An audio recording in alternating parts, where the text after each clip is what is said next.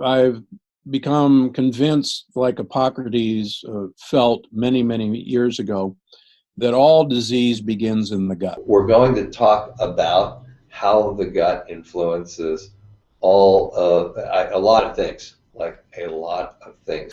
We now fully understand that the set point of inflammation in the human body is dictated by the very bacteria and other organisms that live within the gut. The brain is highly influenced by the gut, and this has relevance for every neurodegenerative condition that has a vowel in its name, basically. I want to share with you just two principles. The first, you should always go to the root cause of disease. Go back to the basics. And the second was disease usually starts in the gut. You may think, hey, why the heck didn't you know this? Well, I'll tell you the truth.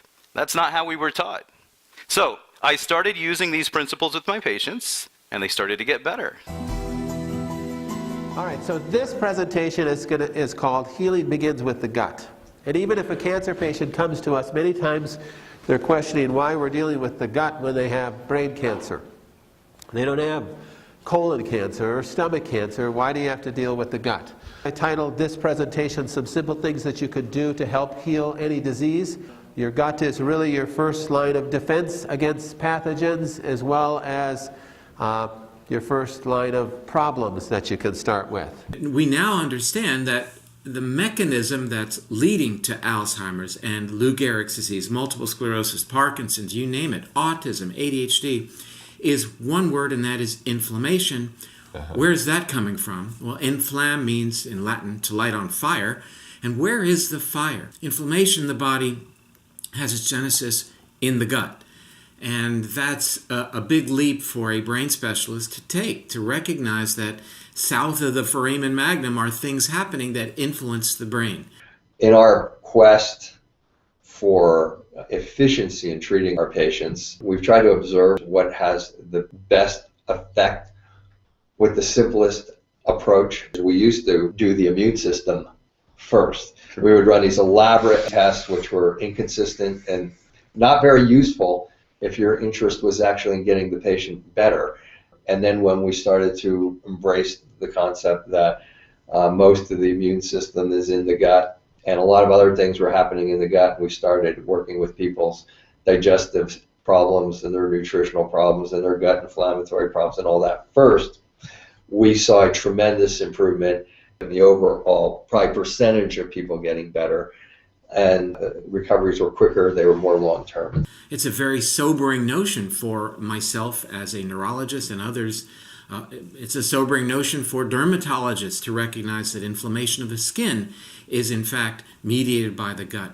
That inflammation in the joints, the province of the rheumatologist, mediated by the gut. That diabetes is an inflammatory disorder, as is cancer, as is obesity.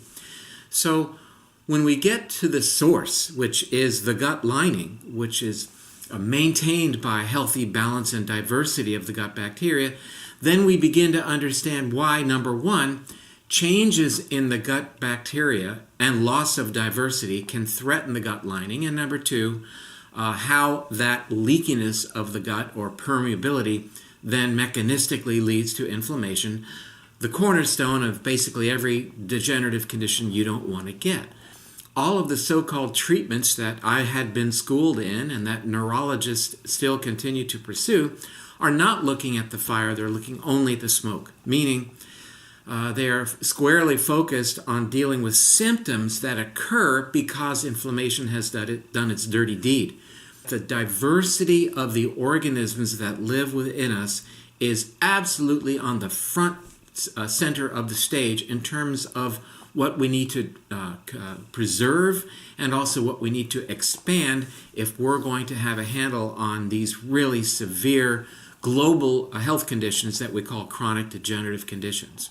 Bill is thinking to himself, I have a problem with my heart. Sally, she's thinking to herself, I have a problem with my thyroid gland. Martha, she is thinking to herself, I have a disease in the nerves of my legs. And all of that is partially true. But what her doctors didn't tell her, and what her providers probably didn't even know, was that their problems were rooted in the gut. Show of hands, who here feels fatigue often? Who here feels pain often? Who here has either been diagnosed with a chronic disease or has a loved one diagnosed with a chronic disease? If you've raised your hand, there is a good chance that the problem is in the gut. I have just given you 3 examples of how 3 seemingly completely different diagnoses, all rooted in the gut.